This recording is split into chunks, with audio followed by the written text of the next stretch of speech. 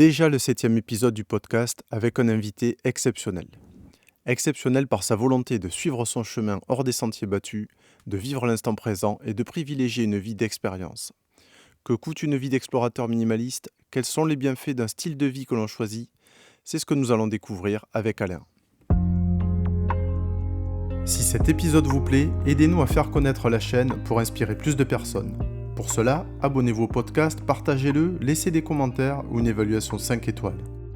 Vous pouvez aussi naviguer sur www.financersavie.com et devenir membre gratuitement pour accéder à du contenu exclusif. Bonjour Alain. Bonjour, salut Xavier.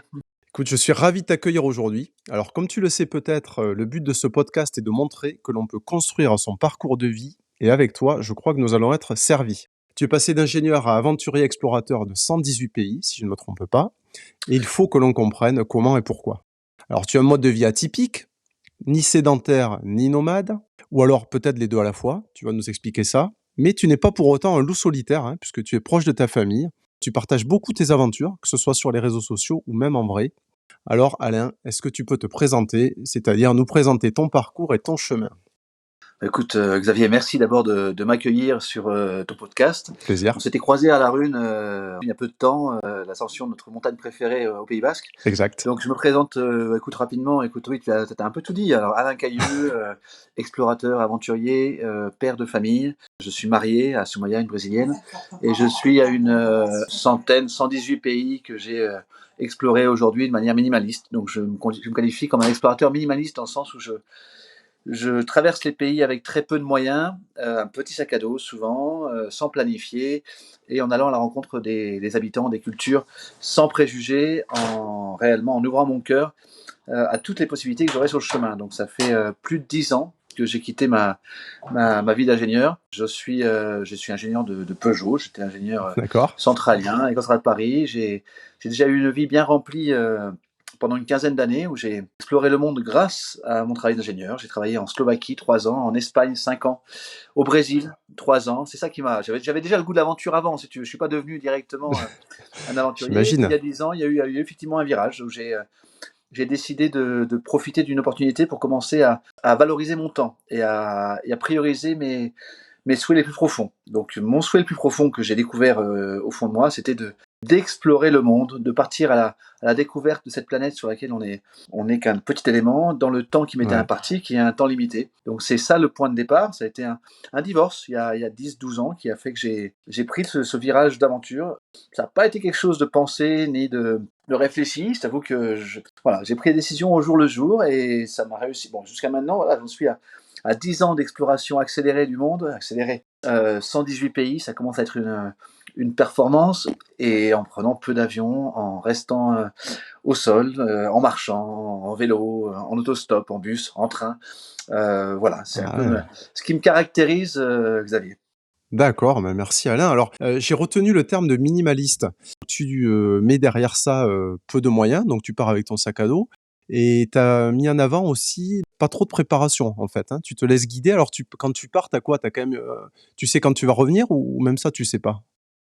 Et non, non, je donne. Alors, donc j'ai dit que j'avais une femme, j'ai des enfants, donc Ouais. je suis effectivement. Alors, quand je ne voyage pas avec ma famille, quand je pars en expédition, j'annonce le départ, c'est chérie, chérie, je pars, et j'annonce une date limite de retour. Par exemple, dernière expédition que j'ai faite, j'ai annoncé que j'allais rentrer avant Noël, d'accord? Je suis rentré fin novembre. Ce que je veux dire, c'est que j'annonce toujours un délai plutôt grand, de 2-3 mois, Ouais. et je respecte toujours mon délai plutôt à la baisse. C'est ma gestion, c'est des départs assez longs. Je pars sans planification. Je prends en général un vol sec pour un endroit, un D'accord. peu reculé du globe, et je traverse les pays, les continents, doucement, à ma façon, en suivant un axe. Ça peut être à l'est, à l'ouest, au nord, au sud. C'est un peu mon mode de fabrique qui est un peu qui est assez unique, parce que j'ai un mode à la fois intégré aux cultures et puis sportif. Dès que je peux, je cours, je marche, je monte les sommets, je fais du vélo. Ouais. Je pense que voilà, c'est ce minimalisme que j'ai est particulier.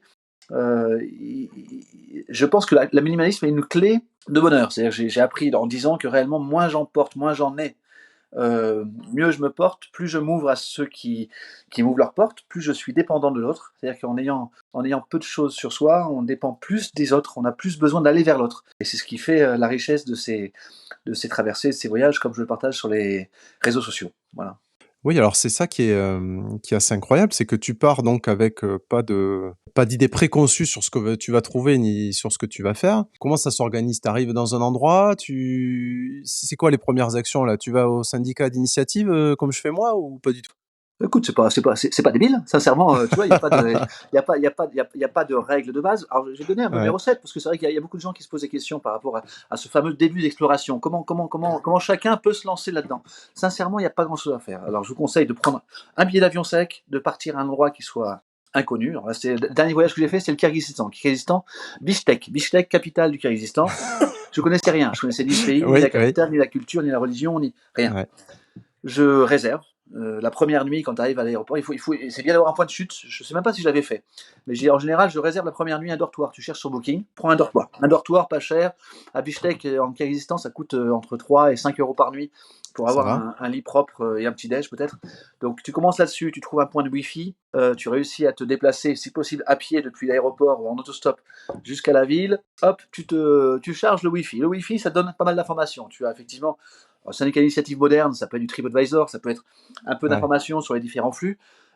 Tu vois ce qu'il y a autour, tu vois s'il y a des choses intéressantes dans cette ville, tu t'aperçois assez vite qu'il y a toujours des choses intéressantes, des choses naturelles ou des choses touristiques et culturelles. mmh, Puis là, tu commences à te dire, bon écoutez, on va voir, il va falloir que je prenne une décision de qu'est-ce que je vais faire dans ce pays et où je vais aller après. Et là, dès le jour même, en général, le jour même, je dors rarement de nuit au même endroit, je décide que je vais prendre un cheminement vers le nord, le sud, l'est, ouest, vers la ville prochaine. Je ne réserve pas, par contre, là je réserve plus, je conseille de plus réserver du tout, là on s'engage, on part dans les transports en commun, on fait du stop, on prend un bus, on prend des vannes locaux, là en l'occurrence dans ce pays d'Asie centrale, c'était des minivans russes qui transportent les gens de ah partout oui, dans le pays à un prix modique, et tu t'engages, et puis tu cherches un point de chute pour le soir, mais maintenant, avec l'expérience, je ne cherche plus de point de chute pour le soir avant 17h.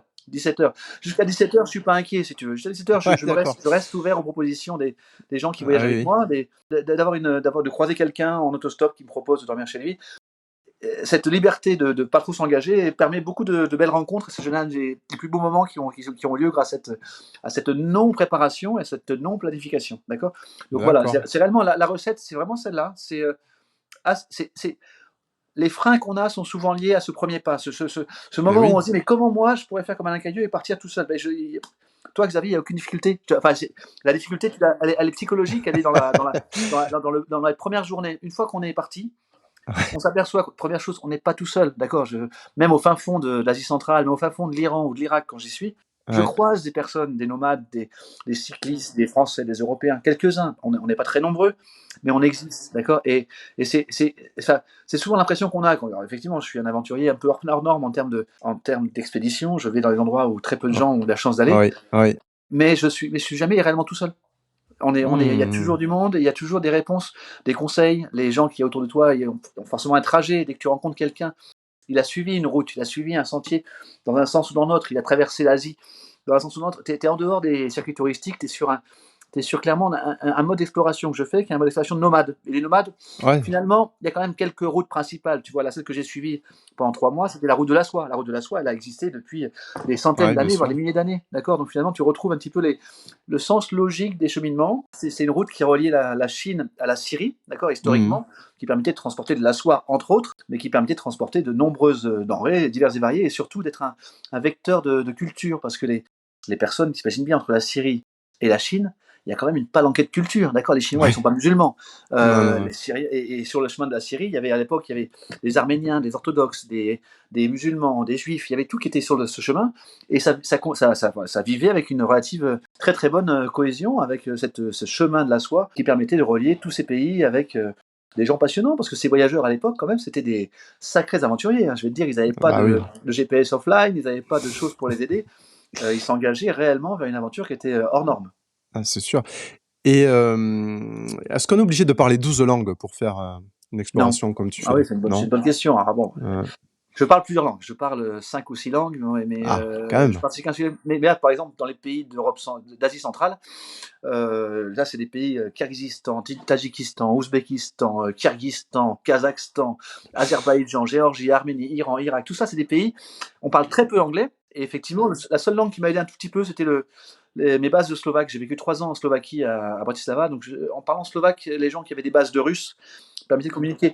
Mais globalement, j'ai fait des pays où je parlais pas un mot, ni aucun Ah moyen de ouais. communication, parlé. On avait les mains qui restaient et puis Mmh. pour aller plus loin, quand tu veux vraiment communiquer partout aujourd'hui, on a une technologie qui est incroyable, c'est les traducteurs Google par Ouais. téléphone là. Ouais, Google ouais, ouais, Translate, ouais. c'est une révolution. Il y a 4-5 ans encore quand je voyageais, j'avais pas ça. Et je t'avoue qu'effectivement, j'avais des conversations avec les mains qui étaient bon, assez riches, mais quand même difficiles. Aujourd'hui, quand tu veux vraiment communiquer avec quelqu'un, tu réussis avec Google Translate à parler n'importe où, n'importe où. Tu te retrouves à parler les dialectes les plus originaux, avec des alphabets qui sont particulièrement compliqués. D'accord, c'est le cas de tous ces pays. Hein. Les pays en stand que je t'ai cités là, c'est des alphabets cyrilliques. C'est du cyrillique, c'est proche du russe, donc tu comprends vraiment rien. Tu n'arrives même pas à lire. Mais aujourd'hui, la technologie permet de faciliter la communication. Donc là, c'est pareil. Ne pas avoir peur. Il y a toujours une bienveillance et globalement, on réussit plutôt très très bien à communiquer. Peut-être pas de philosophie de haut niveau, mais on a quand même une communication Mmh. basique qui est efficace. Et c'est vrai que, je l'ai pas trop dit, mais il y a un aspect sportif aussi dans ce que tu réalises, hein, tu me l'as dit tout à l'heure, mais, tu as été notamment, finisher, comme on dit, de plusieurs, Ironman, hein, d'après ce que j'ai vu. Donc c'est quand même des épreuves qui sont assez, codifiées, que donc, tout le monde connaît un peu et qui sont, très difficiles évidemment. Et j'ai notamment relevé, lors de tes dernières péripéties, si je me trompe pas, tu me diras, tu étais en Iran et donc tu es monté sur les sommets là, à côté de Téhéran et ce qui m'a fait vraiment marrer, c'est que tu as dit: «Je suis sorti du métro, j'ai pris le métro, je suis sorti, je suis monté». C'est ça? Tu peux nous expliquer, Très bon ce qui s'est souvenir, très, passé? très bon souvenir. Ouais, Effectivement, alors bon, je suis un passionné de montagne. Mon sport favori, c'est l'ultra trail. Alors, je fais du ultra trail, du d'accord. stand-up paddle, la course à pied. Aujourd'hui, j'ai effectivement fait 2 Ironman complets. J'ai fait des ultra trails divers et variés, la Diagonale des Fous à La Réunion, le Tour du Mont Ah Blanc. oui, J'aime ce sport, d'accord, qui me permet de me pousser dans les limites et qui me permet d'explorer aussi un espace qui est finalement peu exploré, qui sont nos montagnes, qui sont souvent les endroits les plus sauvages de la Terre. Et je le c'est fais vrai, partout. Pour le coup, j'ai ouais. appris à où que j'aille, dès que je vois un petit sommet, j'essaie de le monter en solo souvent. Et là, tu cites Téhéran, Téhéran, bon, une ville passionnante que je conseille vraiment à tous tes auditeurs d'aller faire un tour en Ah oui. Iran, de vous ouvrir à cette ville de Téhéran. N'ayez pas peur, éteignez la télé et écoutez plus les gens qui ont été sur place. Vous verrez que vous aurez des échos qui sont bien différents de ce qu'on vous dira. Et donc effectivement, à Téhéran, c'est une ville qui est en altitude, assez haute, mais pas si haute que ça. Elle doit être à plus de 2 000 mètres d'altitude, mais il y a des sommets juste au-dessus de Téhéran qui sont à plus de 4004, je crois. Et je Ah suis oui. monté effectivement très très haut en très peu de temps. Un petit 2000 de D+, départ d'une station de métro en plein cœur de Téhéran. On prenait un métro, il y a des montagnes qui sont des montagnes vraiment sauvages, hein, compliquées, qui sont juste au-dessus, qui servent de station de ski l'hiver, c'est-à-dire entre les mois de Ah ouais. janvier et mars, on peut skier à Téhéran. Tu verras des images de stations de ski. Et j'ai monté donc ces sommets tout seul sur une journée aller-retour. Je me suis régalé. C'est des montagnes qui sont prenantes. C'est un peu plus compliqué que la Rune. Celles-là, elles sont des Ah oui, décheminements oui. plus acrobatiques. Bah, je m'engage, et que je m'engage, mais comme d'habitude, j'ai trouvé des réponses, j'ai trouvé de l'eau sur le chemin, j'ai trouvé des refuges dans lesquels j'ai trouvé un peu à manger. Donc tu vois, il y a toujours eu des bonnes réponses et des gens bienveillants que j'ai croisés sur mon chemin. Et j'ai vu que tu avais trouvé des gens au sommet qui avaient l'air un peu hallucinés de te voir arriver, comme Ouais, ça en ouais. short, Trouvé alors qu'eux, ils des étaient en tenue d'expédition de montagne, T'as quoi. bien suivi des alpinistes. C'était un sommet D'alpinisme, d'alpinisme, un ouais, vrai voilà. sommet, Ouais, un vrai c'est sommet ça. d'alpinistes. Les gens étaient équipés, avaient fait l'approche en 3 jours. Alors pour le coup, vu qu'ils l'ont fait en 3 jours, ils sont forcément plus équipés. Ils avaient de quoi bivouaquer, de manger, des vêtements chauds. J'avais rien. J'avais rien. J'avais un soupul et un coupe-vent. J'avais pas beaucoup de possibilités de rester très longtemps pour le coup. C'est ça qui fait aussi la mobilité et le minimalisme te force à un mouvement. Donc c'est valable en montagne. J'avais pas trop le droit de m'arrêter très longtemps. Mais en tout cas, ils m'ont partagé au sommet. C'était incroyable. Encore un moment avec des Iraniens, donc un groupe d'Iraniens, hommes et femmes, une dizaine qui étaient des alpinistes passionnés de montagne, et ils m'ont invité à partager leur repas. J'avais vraiment Ah rien, ouais? j'étais en mars Tu avais rien, avec des toi? cacahuètes, et ils m'ont partagé tout leur repas. J'ai mangé du poulet, du riz, des tomates. Ils avaient tout ramené, c'était incroyable. C'est un moment de partage. Encore une fois, la passion de la nature crée aussi des liens, souvent qui sont Oui. surprenants. Là, pour le coup, les gens sont eux-mêmes. Quand ils sont en train de vivre une passion au sommet d'une montagne, tu rencontres des gens passionnants. Passionnants, et c'était le cas en Iran, sur ce sommet qui surplombe Téhéran. Voilà, à voir et à Super. faire. Donc là, tu es revenu récemment d'une exploration de tous ces pays en ce temps. Donc tu es parti, je sais plus, 2 ou 3 mois peut-être. 2 mois, ouais. Est-ce que tu saurais dire, niveau financier, avec ton minimalisme, ce que ça t'a coûté tout ça? Ouais, ouais. Ou est-ce que tu comptes, même pas? Non, non, je compte, je compte, je suis comme tout le monde, hein, je suis comme tout le monde, il y a des je suis comme tout le monde, là, je compte, je peux te dire précisément combien ça m'a coûté. Ça m'a coûté 2 500 € les 2 mois. C'est-à-dire que tu as 1 250 € par mois à peu près, il faut compter du temps entre alors sur la partie Asie centrale, par exemple, ces pays-là, faut compter entre 30 et 40 € par jour, tout compris. Tout compris, d'accord? C'est à peu près ce que tu dépenses parce que tu as un budget. Alors, logement, quand tu es pas invité, ça te coûte moins de 10 € par nuit en dortoir, globalement, avec petit-déj. Il faut compter un budget bouffe pour nourrir. Bon, c'est pas très cher, hein, toute l'Asie centrale, Mmh. l'Iran, et cetera. Tu faut compter un 10-15 € par jour pour te nourrir. Tu rajoutes 10-15 € de transport.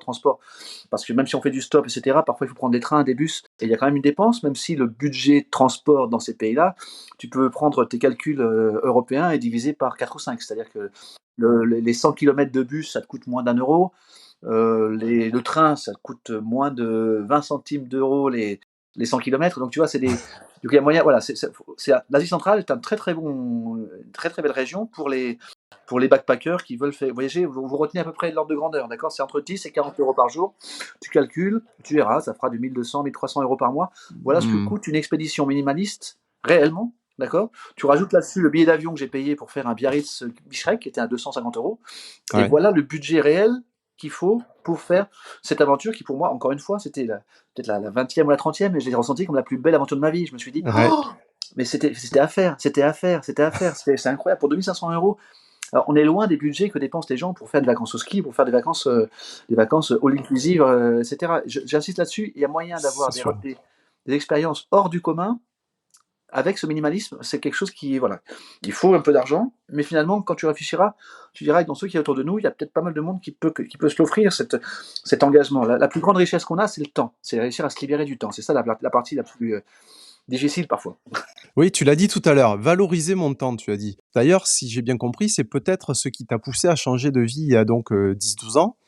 Est-ce que tu peux nous dire quand même, tu dis c'était pas réfléchi, mais qu'est-ce qui s'est passé quand même? C'est quoi la première expédition que tu as fait après que tu aies quitté ton poste d'ingénieur, par Ingénieur. exemple? Enfin, Ouais. comment tu en es arrivé à la faire en tout cas? Premier départ, ça a été donc j'ai eu la chance de pouvoir prendre un plan de départ sur 2 ans déjà. J'ai pris un congé longue durée. Voilà, je suis parti, j'étais ingénieur, chez Peugeot. J'ai eu la chance de prendre un congé longue durée de 2 ans. Je suis parti là-dessus, j'ai dit: «OK, hop». Il y avait pas trop de risques. Tu te dis, congé longue durée, c'est bon, j'ai une Oui. garantie de retour. Dans le pire des cas, j'ai 2 ans pour faire les choses que je veux et puis je peux revenir ingénieur dans 2 ans. Je suis parti là-dessus, tu vois? Avec un petit parachute, un peu la première. Et mon premier voyage, ça a été, en solo, l'Asie du Sud-Est. Asie du Sud-Est, je le D'ac conseille à tout le monde. Donc là, on parle de Vietnam, Laos, Cambodge, Thaïlande, Indonésie, Birmanie, tous ces pays qui sont reliés, à part l'Indonésie. Vous pouvez faire tous ces pays d'Asie du Sud-Est par voie terrestre. Il y a des bus, il y a des trains, il y a tout ce qu'il faut pour traverser les frontières. On est sur des ouais. passages de frontières faciles, pas besoin de visa dans la plupart des cas, très safe, pas cher, des prix, vraiment un défiant de toute concurrence, hein. Je dormais à 2 € par nuit au Cambodge, chez l'habitant, avec des systèmes. Voilà, c'était surprenant, mais tu réussis à trouver des solutions vraiment excellentes. Et c'est là que j'ai pris le virus, en gros. C'est que j'ai découvert que cette première expédition de 3 mois en solo en Asie du Sud-Est, que je faisais toujours de la même façon, hein, je marchais beaucoup, je courais, je montais tous les sommets, m'a fait beaucoup de bien. Et je me suis dit, waouh! Pour vivre ça, en fin de compte, la plupart des gens qui restent dans leur vie classique pourront jamais se l'offrir parce qu'ils, même s'ils font un voyage en Vietnam ou au Laos, ils s'offriront une semaine intensive à la façon que je faisais moi. Tu vas réserver, tu vas essayer de voir des choses, mais la Mmh. notion de cette liberté de temps, de cette vie nomade, de ne pas savoir où tu dormiras le soir, de ne pas savoir où tu iras demain, de ne pas savoir qui tu vas rencontrer, d'avoir la possibilité de changer d'itinéraire en fonction de ce que tu rencontres, de ce que tu découvres, la possibilité de rester plus longtemps aussi à un endroit que tu aimes, c'est quelque chose qui est une richesse incroyable. Et là, ça a été un déclic. Je crois que ce premier voyage en Asie du Sud-Est, je conseille à tous de le faire. Celui-là, il est urgent. Je conseille de le faire à tout âge. Dans l'idéal, je conseille aux jeunes qui nous écoutent, hein, peut-être qui nous écoutent, qui vont Bah, bien sûr. à la fin de leurs études, voilà, souvent la fameuse année sabbatique, ou l'année de transition. Faites-le à ce moment-là, c'est plus facile, il n'y a pas d'enfants, il n'y a pas de contraintes. C'est vrai. Si vous pouvez vous offrir pour un budget, alors, souvent on pose la question, combien ça coûte une année sabbatique en backpacker avec 10 000 €? 10 000 €, hein. Si tu te fais les pays pas chers, tu vivras une vraie aventure de Ouais, tu fais un an. backpacker, sac à dos, une année Mmh. complète. Ça peut passer, d'accord? C'est Mmh pas mh. Mmh avec mh. ça peut passer, sincèrement. Après, c'est un mode de voyage qu'il faut apprendre, mais voilà, ça passe, ça passe. Il faut. Voilà mes conseils. Donc l'Asie du Sud-Est pour commencer, c'est là-dessus qu'on prend le virus. Et là, donc tu étais en congé, avec une possibilité de retour et tu t'es dit: «C'est ça que je veux faire de ma vie?» Qu'est-ce qui s'est passé? Ouais, alors j'y ai pris goût et je t'avoue que quand j'ai commencé à après je suis revenu un tout petit peu chez Peugeot et j'ai eu la chance j'ai eu la chance, c'est une chance, différente. J'ai pris un plan de départ, j'ai eu la chance d'avoir un plan de départ pour quitter Peugeot. Mmh. Donc voilà, là je me suis engagé, beaucoup de gens prenaient le plan de départ à l'époque. Tu pouvais le prendre soit pour t'acheter une nouvelle maison, soit pour partir, soit pour t'acheter une nouvelle voiture, soit pour avoir des projets personnels. Mon projet personnel à moi, c'était de repartir à l'aventure, le plus vite possible et le plus longtemps possible. Donc je me suis libéré du temps et ça fait maintenant, quasiment 10 ans que j'arrête plus. Enfin j'arrête plus, Ouais, alors tu le ouais, disais tout à ouais. l'heure, j'arrête plus, je suis un peu, pas non plus un voyageur, explorateur à 100. J'ai une vie, familiale que je maintiens en parallèle. Donc j'ai une femme, Soumaya, brésilienne, adorable qui m'accompagne souvent en expédition et qui me tolère aussi, quand je pars en expédition pendant plusieurs mois. Ouais, ouais. Donc voilà, j'essaie de trouver un juste milieu entre cette vie d'aventure, plusieurs mois par an, une vie, basée au Pays basque, à Bidar, un petit village, tu dois connaître, Oui, bien sûr. bien placé sur la côte basque, là où je suis, et puis une vie qu'on passe aussi 2-3 mois par an dans la famille de ma femme, dans ma belle famille, au Brésil. Donc Au voilà un Brésil. peu la vie que je mène. C'est une vie, moitié sédentaire, moitié nomade, tu l'as dit en introduction. J'ai pas de réponse claire à ni ce que je vais faire dans l'avenir. En tout cas, mon passé, depuis 10 ans, s'est construit comme ça, avec cette vie un peu alternative. À voir la suite, j'ai vraiment pas toutes les réponses. En tout cas, Ah, j'imagine. voilà, ça a été riche, ça a été riche. Ça a été 10 années assez riches. 10 ans, c'est une tranche de vie énorme et qui est en cours surtout, qui n'est pas Ouais. finie. Alors, est-ce Non. que tu as un business plan pour tout ça? Comment tu fais? De quoi tu vis? Ouais. Comment ça se passe? Alors, là, pour l'instant, mon financement principal de ces 10 années, ça a été, 99 le chèque de départ. Quand j'ai quitté Peugeot, j'ai touché un chèque de départ, voilà, de 100 000 €. 100 000 €. 100 100 000 000 €, €. c'est énormément d'argent, d'accord? Enfin, quand tu vis dans le monde ingénieur, c'était 1 an de salaire. Oui, C'était pas oui, oui. grand-chose vu du monde ingénieur, mais vu du monde minimaliste que je suis devenu, c'est devenu une richesse qui m'a fait tourner la tête. C'est-à-dire, Mmh. voilà, c'est clair, c'est ça le point de départ, c'est la chance de dire: Mmh mh. J'ai du temps, je suis en bonne santé, je viens d'avoir un compte qui a été crédité de 100 000 €, voilà. Et là, j'ai fait des choix en rupture. Là, voilà, j'ai dit: «Je suis parti en alternative» et je me suis autofinancé, principalement jusqu'à aujourd'hui. Bon, l'autofinancement, ça a des limites, hein, tu vois? Même quand je fais mes Oui, tu voyages, dis je me dis, jusqu'à aujourd'hui, tu dis? bah, jusqu'à aujourd'hui, parce que là, aujourd'hui, j'ai mon chèque de 100 000 €, il est épuisé. Donc la question, c'est qu'est-ce que je vais faire? Comment je Ouais, vais ouais. financer mes donc là, maintenant, il faut que je rentabilise un peu mon activité. Tu parlais des réseaux sociaux, Oui. Facebook, Instagram, et cetera. J'utilise ça jusqu'à maintenant pour archiver ce que je fais, pour partager avec beaucoup de bienveillance, pour inciter les gens à suivre un peu, bah, mon exemple en termes d'ouverture au monde et de volonté de découvrir un petit peu ce qui nous entoure. Aujourd'hui, voilà, il faut que je trouve des sponsors et des partenaires qui m'accompagnent pour les prochaines expéditions. Mais je suis hyper optimiste. J'ai appris à être, hyper optimiste, c'est-à-dire que Mmh. ma notion de ruine matérielle est extrêmement relative. Je suis devenu extrêmement riche humainement et les voyages que j'ai faits dans beaucoup de pays qui font peur aux gens, dans lesquels il y a de la vraie pauvreté, j'ai fait l'Inde, Madagascar, j'ai fait des pays dans lesquels j'ai découvert que nos problèmes de riches, nos problèmes de pauvreté ou de matériel sont que des chiffres. Réellement, on est assez peu en France à aller ramasser du riz dans les champs pour se nourrir le soir. Et Bien donc là, sûr. aujourd'hui, voilà, je suis arrivé à ce niveau-là, mais c'est un peu ce que je cherche. C'est un peu ce que je cherche, c'est donner du sens à la recherche d'argent. J'ai plus aucune ambition d'enrichissement. Je ne mourrai pas riche, c'est sûr. J'ai été riche à un moment parce que j'ai eu une vie d'ingénieur extrêmement privilégiée, mais aujourd'hui, j'estime que j'ai atteint voilà, des nouvelles notions de richesse qui sont liées au temps que je possède, à la santé que j'ai, à l'amour que je reçois et que je donne autour de moi. Et puis, voilà, et puis l'avenir me dira comment je peux continuer à poursuivre l'exploration des pays, hein, 118 autofinancés quasiment, c'est un miracle. Je veux dire, c'est un miracle avec une façon, bah, c'est quand même, c'est rare, tu vois? Je suis pas né avec des cuillères en or, j'ai pas gagné au loto. Mmh. Je me suis financé sur mon travail, précédent, mes pays, alors je pense que je vais trouver d'autres solutions. Moi, ce que je trouve extraordinaire, c'est que ça fait quand même 10 ans donc que tu parcours le monde en exploration et Mmh. que tu partages ça sur les réseaux sociaux de façon complètement désintéressée, quoi. En fait, c'est pour, vraiment, partager ta richesse, hein, que tu acquiers, au fur et à mesure de tes rencontres, de tes découvertes. C'est exactement ça. C'est plus que ça, en fin de compte, c'est du ressenti de ma part, Ouais. de toujours vivre la plus belle aventure de ma vie. Je le répète, Oui, mais ce sont chaque tu jour l'écris que tout je le vis, temps, tu je l'écris l'écris tout tout le le temps temps, parce que je le mais ressens, tu le je le ressens. ressens. Mais c'est vrai, le monde est beau et ce que j'ai l'impression de voir et de vivre est exceptionnel. Les gens Mmh. que je rencontre, Ah les ben, paysages que je c'est vois, la clair. chance que j'ai d'être ailleurs, et de pouvoir le partager. Et aujourd'hui, les réseaux, c'est vrai que c'est un miracle, hein. C'est un miracle. Je veux dire, je partage en temps réel les gens, les rencontres, les pays, les endroits où je vais, mon itinéraire. Ça me coûte rien et c'est un archive et j'y prends du plaisir parce que non seulement j'ai l'impression que j'éveille une certaine curiosité, mais je Mmh. reçois aussi beaucoup d'informations. C'est-à-dire que dans les gens qui me suivent, il y a des gens qui ont des informations, qui connaissent les pays, il y a des habitants Et des oui, pays, oui, oui, oui, oui. je rencontre des locaux grâce à ça. C'est devenu un outil qui m'a ouvert beaucoup de portes. Et donc pour le coup, tu vois, aujourd'hui, je m'ai ouvert ton podcast, c'est parce que voilà, parce Ah que je bien sûr, partage. ah ben c'est Et grâce c'est aux réseaux sociaux, ouais, ouais, et c'est clair. non, c'est un plaisir. Jusqu'à maintenant, effectivement, c'était complètement désintéressé. Alors, il va falloir que je change un petit peu, mais pas beaucoup. Je resterai le même homme. J'y prends du plaisir à partager Non, mais bien ce que sûr. je vis. Et puis alors, tu partages sur les réseaux sociaux et tu as quand même, un cœur de followers, nombreux et vraiment, fans quoi, hein. C'est on peut parler de fans, hein, parce que, ils te suivent, partout. Tu publies vraiment beaucoup et donc c'est vrai que c'est passionnant de te suivre et de voir, tout ce qui t'arrive. Et tu fais pas ça que sur les réseaux sociaux, tu fais ça en vrai puisque moi j'ai de ce que je sais, hein, de ce que j'ai vu, tu, proposes aux gens de te suivre, quand tu vas justement, sur la montagne, à côté de ton village, sur la Rune. Tu invites les gens à faire des barbecues à la plage, enfin c'est pas que du C'est c'est pas pas que que du du virtuel virtuel. quoi, il y a du réel Non, aussi quoi. non, c'est vrai, Xavier. Alors, je suis un passionné de réel. Je cherche toujours à rencontrer. Ce qui me touche, c'est la rencontre, le partage, l'échanger. Donc, ces réseaux sociaux m'ont permis de rencontrer beaucoup de monde. Et dès que je peux, je crée des rencontres physiques. Je propose effectivement un pique-nique, coucher de soleil sur la plage. Ceux qui veulent venir nous rencontrer viennent. Et à chaque fois, ce sont des belles rencontres parce que le monde est beau. En fait, quand je suis convaincu que le monde est beau. Le monde est beau quand je vais loin. Le monde est beau quand je suis ici à Mmh. Bidart, au Pays Basque. Je rencontre des gens exceptionnels. Le bonheur pour moi de partager mes terrains de jeu quand je suis en sédentaire ici, la Rune, etc. C'est un vrai bonheur. C'est-à-dire que c'est quelque chose que je fais avec le plus grand des plaisirs parce que j'ai l'impression que j'éveille des curiosités. Alors je suis un peu particulier. Je monte les sommets par exemple au lever du soleil. Ma passion c'est Oui. le lever de soleil. Alors, effectivement, j'emmène des gens à sortir de leur zone de confort. Je leur propose de se lever à 3, 4 heures du matin et de monter une montagne à la frontale.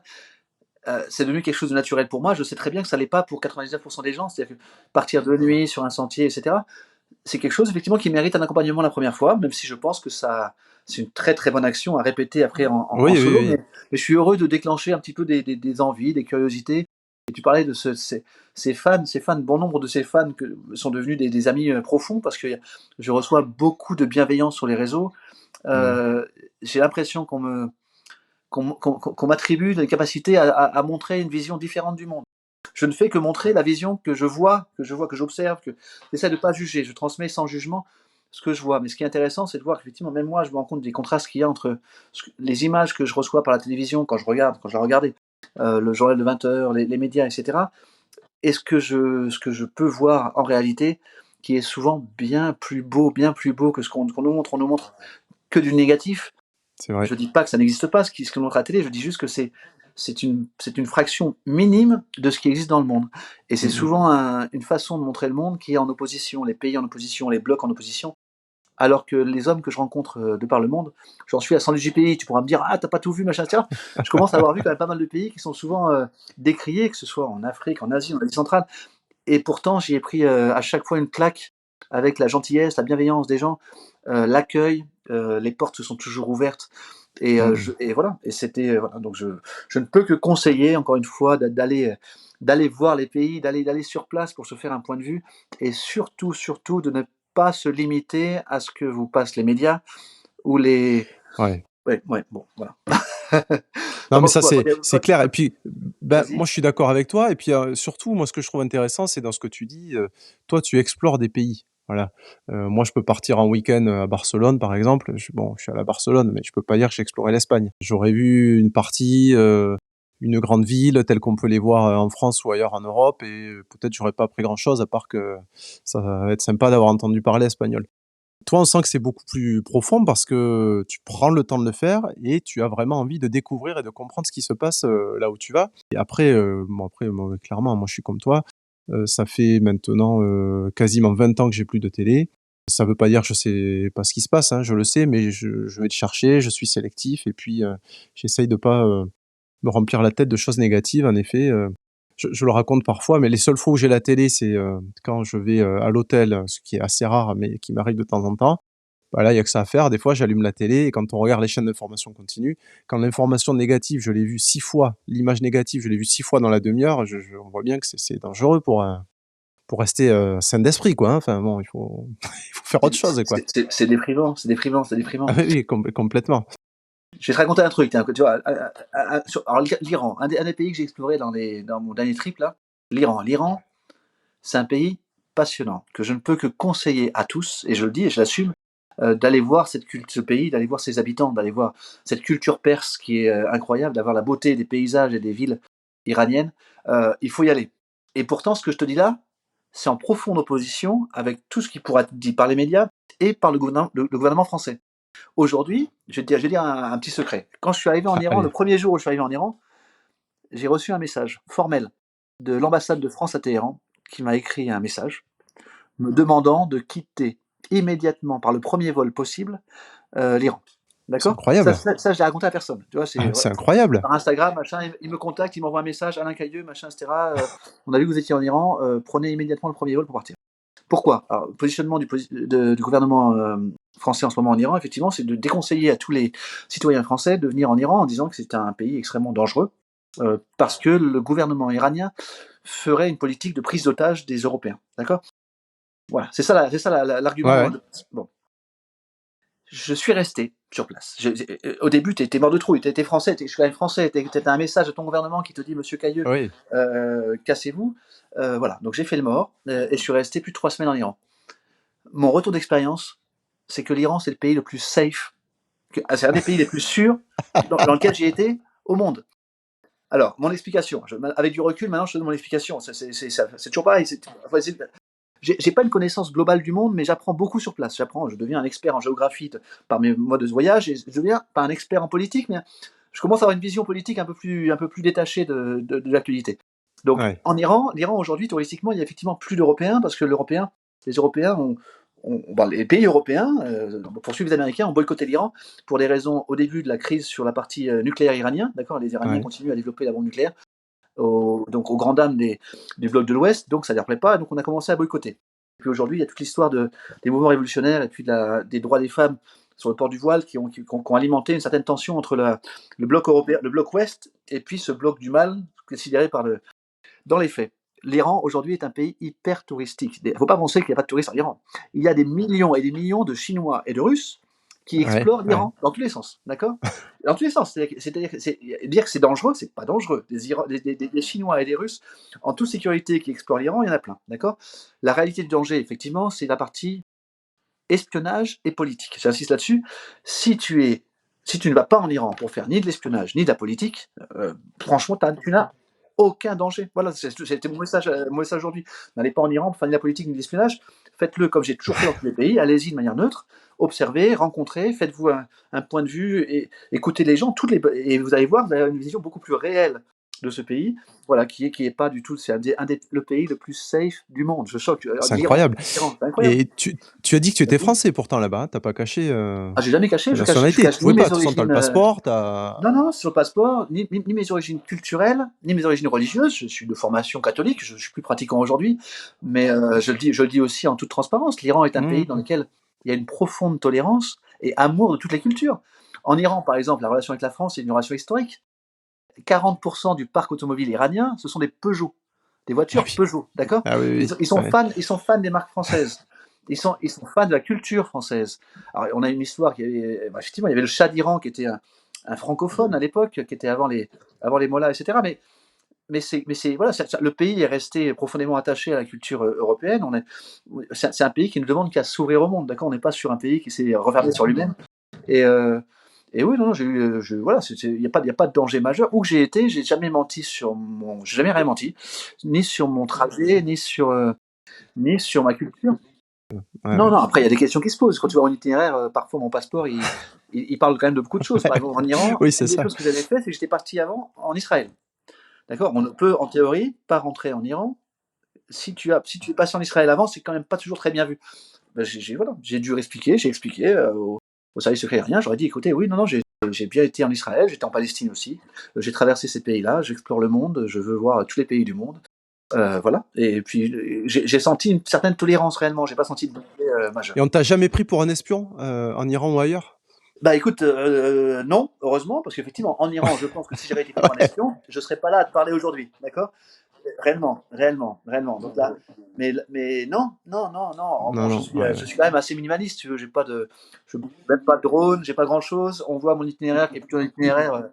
Il y a quand même, faut pas penser que je sois le seul au monde à faire ce genre de choses.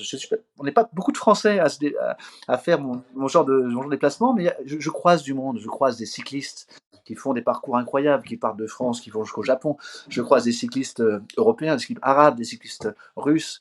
On croise du monde qui fait des itinéraires comme ça. Donc ça, on est quelques-uns quand même, on est quelques-uns de considérés comme des fous par le monde sédentaire, mais qui finalement, quand on se croise, on se parle, voilà, la communication est très rapide, on se comprend très bien entre nous. D'accord. Alors moi, il y a quelque chose qui m'intéresse beaucoup dans tout ce que tu dis. Tu dis: Mm. «Je m'engage, je pousse les gens à s'engager». J'aimerais que tu nous dises un peu ce que ça recouvre comme notion pour toi et parce que moi, je le raccroche à quelque chose qui nous empêche de nous engager, qui est souvent la peur, ce sentiment de ce qui pourrait arriver. C'est ce qui fait que des fois on fait pas, hein, j'aimerais, je sais pas, j'aimerais aller nager là, mais j'ai peur qu'il y ait je sais pas quoi, j'ai peur qu'il y ait, un raz-de-marée, j'ai peur qu'il y ait un requin, j'ai peur qu'il y ait je ne sais pas quoi d'autre. Toi, tu sembles, passer outre a priori les dangers et pousser les gens à faire de même, à s'engager quoi, hein, pour, vivre une vie un peu plus libérée. Alors, qu'est-ce que ça recouvre pour toi ce mot, depuis quand tu l'utilises? Est-ce que tu peux nous m'expliquer ça?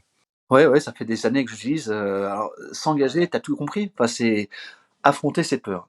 La plupart de nos peurs, la plupart de nos peurs sont irrationnelles. J'insiste là-dessus, mais 99% de nos peurs sont irrationnelles. Il faut rationaliser ces peurs. Les peurs qu'on a, alors on va parler du voyage ou des expéditions, sont souvent liées, encore une fois, à une perception erronée qu'on a. Si je te Mmh. parle Brésil, tu vas me dire ah Brésil, les favelas, les trafiquants, des armes, de la drogue, machin, etc. Ok, ok, mais c'est irrationnel. Quel est le pourcentage, quel est le nombre de touristes européens morts au Brésil l'an dernier? Un ou Ouais. deux sur des millions. Enfin, je veux dire, on est sur quelque chose qui n'est pas, ce n'est pas une peur rationnelle. La peur rationnelle, c'est quantifié. Tu quantifies, tu dis, ah oui, attention. Là, il y a effectivement un vrai danger, il y a un taux de mortalité élevé.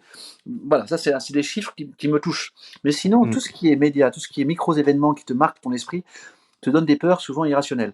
Les autres peurs irrationnelles sont des peurs, par exemple, du manque. Tu es ingénieur ou et tu te dis, mais qu'est-ce qui va se passer? Qu'est-ce qui va se passer? Si je change de vie, qu'est-ce qui va se passer? Je vais tout perdre. Et puis tu te dis: «Mais non, mais tout perdre, j'ai appris à valoriser en un la santé et le temps». Donc tu te dis: «Une fois que tu as ça, le reste, ça peut se récupérer, il y a rien de dramatique, tu vas perdre des milliers de choses, mais ce que tu vas gagner en échange finalement, c'est beaucoup plus grand que ce que tu vas perdre». Et ça, c'est Mmh. valable dans tous mes trajets, dans tous mes voyages, dans toutes mes expéditions. Cette notion de départ à chaque fois et j'insiste là-dessus, mais vous réussirez à prendre du plaisir dans l'expédition juste en faisant cet effort, la première journée ou les 2 premiers jours, de vous arracher à votre rituel quotidien Ouais. et à prendre une décision un peu égoïste. Dire à votre femme ou emmener votre femme, emmener vos enfants, dire: «On essaye, on s'engage, on va faire un bout de chemin de Compostelle, on va faire une itinérance pendant 3 4 jours». Et puis parfois les 3 4 jours, ils deviennent 3 4 mois. Ce que je veux dire, c'est qu'il faut se faire il faut s'arracher à sa vie, un peu genre monotone ou classique pour réussir à se sentir vivant. Et donc là-dessus, quand je dis engagez-vous, c'est que mon expérience de mon bonheur particulier, dans mon cas à moi, Mmh. c'est toujours pareil, c'est beaucoup plus intense quand je pars, c'est possible en famille, mais sinon, ce départ pour moi est un moment dans lequel je m'engage, dans le sens où je vais vers ce qu'on appelle les dangers, mais qui finalement, regarde, 118 pays, je suis en pleine forme, je suis quasiment jamais rien cassé. J'ai été très rarement malade, j'ai eu très très peu de gros problèmes à gérer. Donc finalement, non, non, finalement, le Ouais. monde est plutôt bienveillant et ça se passe plutôt bien. Si vous regardez le monde avec bienveillance, il vous le rendra plutôt bien. Donc c'est voilà, j'espère donner envie à certains de tes auditeurs et réellement faire un premier pas. J'insiste là-dessus. Le premier pas, Ouais, ça peut être ouais. à côté de chez vous, ça peut être de prendre un petit sac à dos et d'aller randonner. Alors j'insiste toujours, chemin de Compostelle, c'est pas compliqué, hein, Oui. c'est pas un budget ou voilà ou des GR en France, l'itinérance. Vous pouvez prendre un sac de couchage, peut-être une tente si vous voulez, mais c'est même pas la peine. Essayez de partir sur quelques jours, ça coûte pas grand-chose et trouver des solutions. Tu vois, Marrakech, tu retournes en mode sac à dos. Tu te dis, je vais faire une itinérance avec ta femme. Vous Ouais, partez en ouais. voiture depuis chez vous jusqu'à Marrakech. Là, c'est une expédition, ça, tu vois? Ouais, ouais, non, mais c'est sûr, hein. Il faut du temps. L'aventure, elle peut être au coin de la rue, l'aventure, hein, ça, c'est sûr, Allez, hein. au coin de la rue, ouais. Ouais, ouais. Ouais, ouais, c'est sûr. D'accord, mais merci. Alors, je reviens sur cette notion de manque que tu as évoquée. Donc, on est sur le podcast de financer sa vie et financer sa vie, il y a 2 aspects. Il y a l'aspect, ben, je crée ma vie, j'invente mon chemin de vie. hein, et comme tu dis, je sors un peu peut-être des sentiers battus et des routines qui sont vécues par, je sais pas, 97-99 de la population. Mais pour ça, souvent, j'ai peur de manquer d'argent. Je me dis: «Mais comment je vais faire pour financer tout ça?» Alors, évidemment, loin de moi l'idée de vouloir faire ressortir cette peur, mais tu nous as dit qu'aujourd'hui, bah, tu arrivais à un tournant, hein, qu'il allait falloir que tu vois les choses un peu différemment. Est-ce que tu as commencé à réfléchir à comment tu allais pouvoir, justement, monétiser ce que tu fais aujourd'hui? Comment tu allais pouvoir un peu, rentabiliser? Je sais pas, une idée comme ça me vient, je me dis: «Bah, Vas-y. on pourrait faire les expéditions, avec Alain, quoi, hein. Je vous amène, vous partez avec moi, je prends 3 personnes, vous partez avec moi. Je sais pas combien ça va nous coûter exactement, mais moi je prends, je sais pas, un forfait, hein, je prends 10 € par jour à chacun ou 100, j'en sais rien, ce que tu veux. Voilà, c'est une idée de monétisation. Il y en a peut-être d'autres, je sais pas. Tu avancé, Ouais, alors tout j'avance, seul, j'avance. avec d'autres, voilà, comment tu travailles? Bon, il y a 2 parties. Il y a la partie quand je suis sédentaire, que ce soit, sédentaire, alors je suis 2 sédentaire à 2 endroits, en France, à Bidart au Pays basque et au Brésil quand je suis Et arrivé. au Brésil? Ouais, Quand je suis sédentaire, je me rentabilise mon activité avec, 2 choses principales. La partie sauveteur en mer, donc je suis pompier et sauveteur en mer sur les plages de la côte basque. Et d'accord. la partie guide, j'emmène, des gens en montagne, que je me fais payer en partie, Airbnb Experience, quand je suis en OK. France. Et puis au Brésil, c'est pareil, j'ai des sites équivalents dans lesquels je propose à des clients de monter des sommets au lever du soleil au-dessus de Rio pour voir le lever du soleil. D'accord? Donc ça, c'est quelque chose qui me permet de me financer quand je suis stabilisé.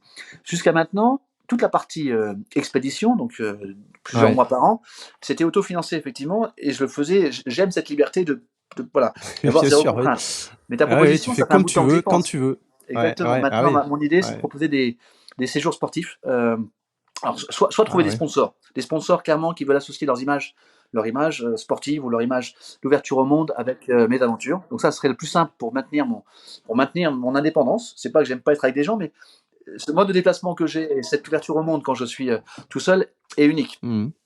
Et l'autre possibilité, ça fait un bout de temps que j'y pense, mais j'ai pas encore fait le pas, c'est l'organisation alors de stage trail aventure, parce que je t'avais dit la partie sportive. En fin de compte, Ouais, ouais, la partie expédition est possible, la partie sportive m'attire. Par exemple, je propose à une série de trailers, marcheurs sportifs, de venir une semaine à Rio, par exemple, ouais. d'accord, et d'explorer. Enfin, je leur ferai découvrir toutes les merveilles de cette ville ou du Brésil en général sur plusieurs jours. Donc, je pense commencer à organiser ce genre de choses, profiter de mon image plutôt sportif, aventurier, pour faire ce que j'aime. Toujours pareil, je cherche à des activités en pleine nature. Et voilà, effectivement, tout ce qui peut permettre d'emmener des gens à sortir un peu de leur zone de confort et à venir voir le monde avec mes yeux, je pense que ça pourra marcher. Donc c'est maintenant que ça va jouer. Là, tu verras dans les prochains mois, D'accord. il y a forcément un virage qui va se faire. Il y a forcément un virage qui va se faire. Mais j'insiste là-dessus, je fonctionne au besoin, au besoin. Le véritable besoin, il est clair maintenant, mais tant que voilà, et je pense qu'il ne faut pas anticiper trop les besoins. Et moi, je suis un extrémiste dans le sens où j'anticipe le moins possible. Aujourd'hui, voilà, je laisse les choses. Je ne fais pas des choses pour faire plaisir à mes parents, à mes proches, etc. Je fais des choses par besoin. Je me suis dissocié de beaucoup de valeurs classiques pour être aujourd'hui voilà, la personne que je suis.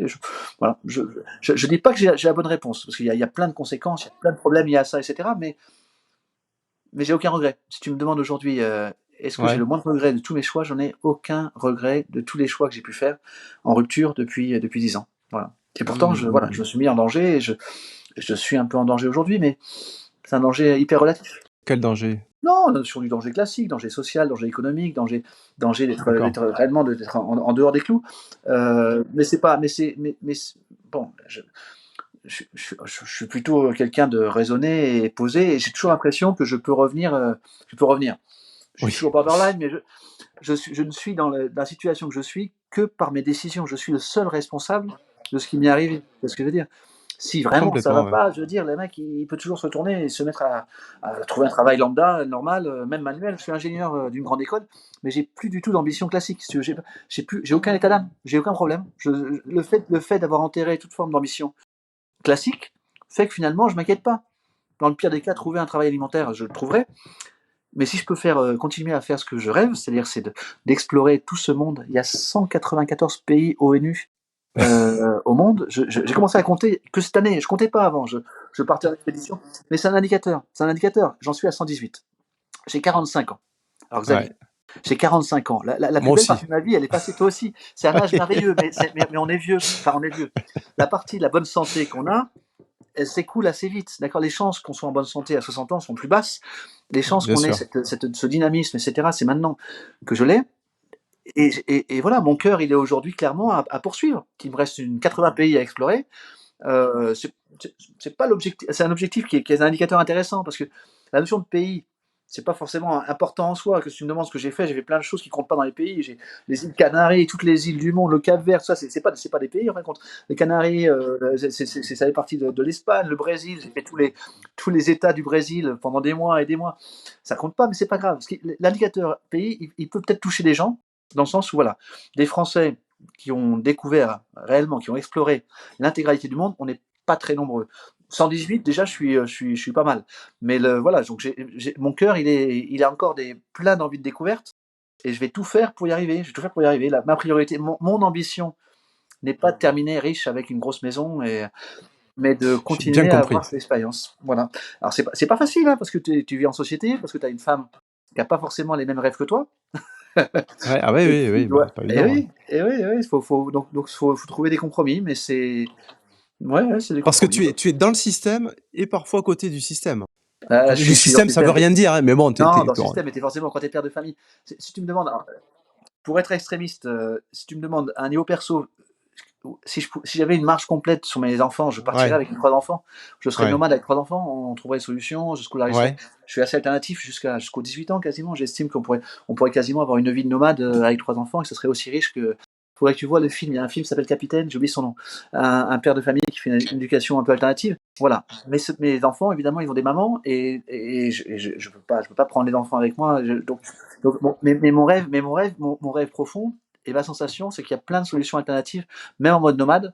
Et j'en ai croisé des familles qui peuvent faire ça. C'est possible quand les deux parents sont alignés sur le projet de vie, ce qui est vraiment pas évident, ce qui est pas évident. Mais Non, non, c'est donc clair. voilà. Donc effectivement, t'as raison, je suis entre les deux. Je suis entre les deux. À voir où j'atterris au final. Pour l'instant, ça fait quand même 10 ans que je réussis à être Chapeau, assez chapeau libre. bas. Alors, tu te vois faire quoi dans 10 ans? Si tu essayes de t'imaginer dans 10 ans, là, donc 55 ans, qu'est-ce que tu vois autour de toi? Tu es où? Il se passe quoi? Dans 55 ans, je suis ouf. Je suis en voyage avec ma famille. Je suis en voyage. J'ai réussi à emmener mes enfants sur un parcours en vélo. Je traverse les États-Unis entre le Canada et Los Angeles en vélo, en campant n'importe où, les parcs naturels. Je réussis à transmettre à mes enfants qui auront grandi ma passion du voyage. Voilà où j'en serai dans 10 ans. Tu vas me faire pleurer, mais c'est tout bête. Mon envie, ma priorité, ce serait de pouvoir transmettre à mes enfants un peu de ce que je suis. Ce que je suis, c'est quelqu'un qui a une vision du monde alternative, qui n'est pas toujours valorisée dans les noyaux familiaux, mais qui est importante. Donc, dans 10 ans, je serai la personne qui essaiera de transmettre à mes enfants, par tous les moyens possibles, cette envie de découvrir le monde, découvrir les montagnes, de traverser. Je reparle du chemin de Compostelle, mais je rêve d'emmener mes enfants avec moi sur des parties de nomadisme. Je ne m'imagine pas au coin d'un feu avec un chien en train de le caresser, etc. Non, dans 10 ans, je serai pareil, je serai sûrement en mouvement et avec mes enfants, ma femme, si possible, qui m'accompagnera, voilà, dans des expéditions. Voilà où je serai dans 10 ans. Tu vois, pas encore de retraite. Hein, la retraite, elle est encore loin. J'entends bien. Et bon, mais merci pour cette sincérité. Donc, 45 ans, bon, on est très jeune, mais plus tant que ça, comme tu disais. On est à peu près au milieu de notre vie. Quand tu auras 90 ans, t'aimerais qu'on te dise quoi sur toi? Qu'on te dise, Alain, c'est toujours, ça a été une vie. Qu'est-ce que t'aimerais? On me parle de transmission, justement. Qu'est-ce que t'aimerais qu'il reste? C'est quasiment une demande de qu'est-ce que je veux laisser après ma mort. Non, tu as dit Ouais, 90 ans, ouais, tu ouais, étais ouais, assez modéré. exact. Non, c'est intéressant. Exact. Alors euh, je voudrais qu'on parle de moi comme quelqu'un qui a un homme libre, qui a transmis qui a une vision positive du monde et qui a emmené les gens à regarder le monde avec bienveillance et à s'ouvrir au monde avec tolérance, sans préjugés, avec beaucoup d'amour, et, et qui a emmené certaines personnes à s'engager réellement ou à partager tout simplement ses aventures avec moi. J'ai l'impression d'avoir réussi à déclencher quelqu'un une certaine vocation, voilà, faire ce premier pas. Et aujourd'hui, voilà, je voudrais qu'on retienne de moi que j'étais un homme libre, engagé, profondément aimant de sa famille, et cherchant sa voie dans un monde qui est pas simple, qui est assez cadré, dans lequel il y a plus beaucoup de liberté, mais dans laquelle j'ai réussi à à ouvrir une voie un peu alternative, voilà, qui laissera des traces, je pense. Peut-être qu'il y aura des livres, peut-être que j'aurais écrit un livre à l'époque. Quand je pourrais plus marcher, j'écrirai un livre. Allez, je laisserai quelque Ah, chose pour expliquer un peu mon parcours. Pour l'instant, je priorise le vivre, l'expérience, avant la transmission. Je fais la transmission minimaliste en parallèle, oui, mais il tu y a un moment documentes où déjà quand même, hein, via les réseaux sociaux. C'est des je transmets sensations, des en temps réel, ressentis, des transmets en photos. temps réel, Ouais, ouais. Ouais, absolument, ouais, en temps ouais, c'est réel, mais ça. sans beaucoup travailler la chose. Voilà. Mais c'est oui, c'est présent. Écoute, non, non, c'est intéressant. Et toi, Xavier, qu'est-ce que tu voudrais qu'on transmette de toi quand tu auras 90 ans? Maintenant, je te le demande à toi parce que c'est une vraie question. Vas-y, Merci Alain. de rien, Alors, c'est ton podcast. qu'est-ce que j'aimerais qu'on dise de moi? Moi, j'aimerais qu'on dise de moi que j'avais pas peut-être mes deux pieds dans le même sabot. Tu vois, moi, je suis quand même beaucoup plus rangé que toi. J'ai plus de difficultés à sortir des conventions. D'ailleurs, c'est marrant, hein, donc je fais mon auto-analyse grâce à toi, Alain. Ouais, ouais. Mais c'est qu'il y a certaines personnes qui trouvent que je suis très conformiste et d'autres complètement anticonformiste. Et pour certains moments, ça m'arrange bien de suivre les conventions. Et pour d'autres, vraiment, quand elles me vont pas, ben, j'arrive à m'en défaire, hein. Moi, je travaille dans un service public, hein, donc qui est très réglementé, qui est très cadré, et donc bah, je m'accommode parfaitement de ça. Mais j'ai besoin de faire autre chose à côté, et c'est pour ça que j'ai cette activité parallèle avec Financer sa vie, où moi d'abord j'ai fait le travail d'essayer de savoir ce que je voulais, et donc les choses évoluent pour moi aussi. Voilà, on part en voyage, on fait des choses, et puis à la fois, moi c'est l'envie d'accompagner les autres aussi, d'avoir une action vers les autres, d'inspirer, d'accompagner, et donc j'espère qu'on retiendra de moi que j'étais quelqu'un qui avait envie d'accompagner les autres, de les aider à atteindre tout leur potentiel, parce que moi souvent c'est ce que je vois, c'est que les gens ils ont peur de faire des choses, un peu ce que tu dis. Ils ont peur d'essayer, ils n'ont pas confiance en eux. Un système qui parfois, notamment scolaire, ne les a pas aidés à prendre confiance en eux.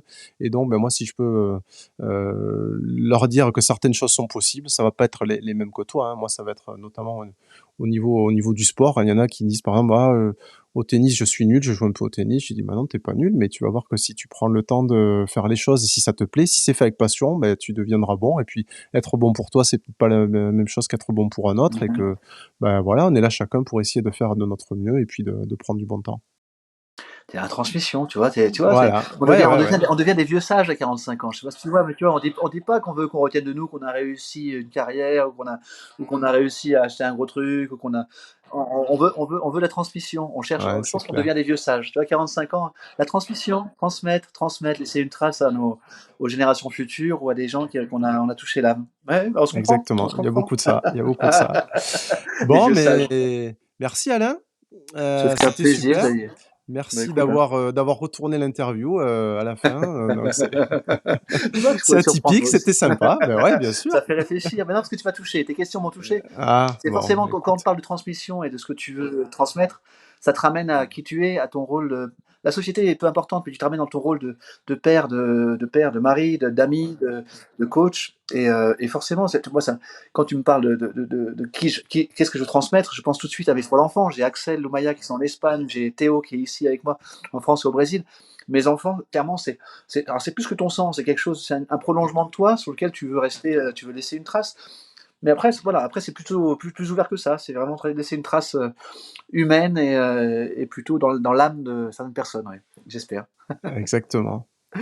Ben, Bon, merci beaucoup Alain pour toute ta sincérité. C'était un très bon moment. J'espère que les auditrices et les auditeurs vont aussi apprécier et qui partageront ça avec toutes les personnes voilà, qui auraient envie de s'engager.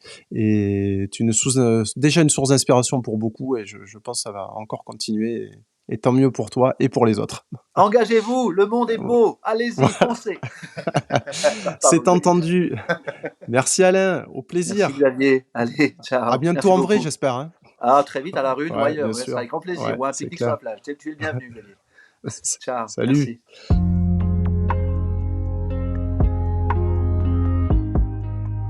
Pour vous donner les moyens d'oser votre vie, rendez-vous sur financersavie.com. En cliquant sur Rejoignez-nous, vous accéderez à l'espace membre. Vous y trouverez le guide de 14 pages pour clarifier votre projet de vie et le transformer en réalité, les outils pratiques pour suivre et évaluer facilement vos finances personnelles. Vous recevrez notre newsletter avec les articles du blog en avant-première et tous les trucs et astuces pour oser une vie plus riche.